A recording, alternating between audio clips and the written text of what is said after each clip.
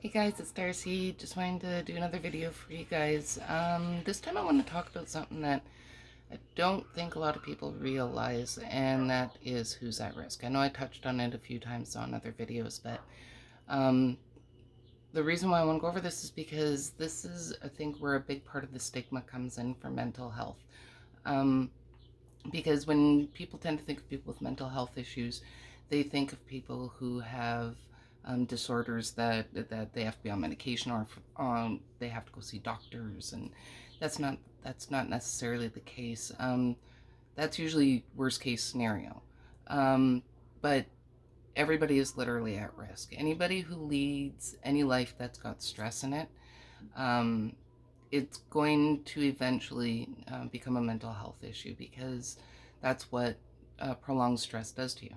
Now, does that mean you're going to live with mental health the rest of your life issues? No, no, not at all. For the most part, if you can take care of your mind and address the issues, there's usually not even a need for medication. Usually, a lot of times, that's where peer support comes in, just being able to talk to someone without judgment. Um, so, yeah, I think what I just want to get across there is what people have got to realize is, like, there are literally, I saw an article not too long ago about in the States, nurses and doctors are taking their own lives at a pretty alarming rate. And the thing is, though, is it's not that these people have mental health, like illness, but they're dealing with mental health stress, and the types of stress that they're dealing with is intense. Um, and the thing is, though, is because there's no supports out there, it's not just readily available for anyone, that it's leading people to take their own lives. Um, and that's really sad, because if we could all, excuse the neighbor dogs, if we could all just be that unjudgmental ear for someone else, just to be able to say what's on their mind, um, that's the best. And especially when, I know for me, sometimes the best thing is when I'm sitting and talking to someone about what's going on with me, and they're not trying to give me the answers. They're not trying to tell me how to fix the issue. They're letting me talk. And really, that's what peer support is. You don't have to have the answers. You're not a doctor, but being able to be there for someone who maybe you've been in their shoes. And even if you haven't, just being able to look at the situation from an observational point of view. And try not to take the things that you already know about the person into account when they're telling you things. Um, I think that that's a really important part of it.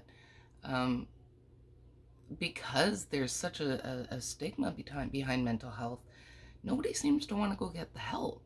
Um, I don't know if it's because of they're afraid to be lumped in with the rest of us, or uh, where the fear is behind it. Because the way that I've always looked at it, if I had someone come to me and say, well, you have type 1 diabetes and you have to take medication, insulin, for the rest of your life or every day in order to live a productive life, that's not something I would be ashamed of. And it's not something I would feel I needed to hide. But for some reason, when people's brains have like a melting point, like a breakdown, we don't address it. We just sweep it under the rug and pretend it never happened and just hope it goes away. But that doesn't happen. Stress doesn't just disappear. You have to deal with it. And the more people don't deal with their stress, the more mental health issues are going to keep coming up. Because you don't have to have depression to have an episode of depression. Um, you don't have to have a clinical diagnosis to feel anxious. Those are all forms of stress. And when you ignore them and you don't address them, they pile up. And it can cause not just mental health issues, it can actually cause physical issues as well. So we need to all start really looking at who's susceptible to it, okay? Because everybody is. If, like I said in my past video, if you're a university student, high school student, any student, that's a very stressful time in life. Like, I hated high school. I barely made it out, but it was a really stressful time in my life. And I definitely don't want the younger people thinking that this doesn't apply to them, because it does. Trying to keep up with social pressures, that can be a stressor. Um, Media, whether it be this kind of media or television, if you're always watching news, these are all things that can cause stress. And we've become this culture where we're just supposed to accept stress and just it's part of our lives and that's what makes you an adult. Well, no, that isn't what makes you an adult. That's what makes you, your mind, weak, really.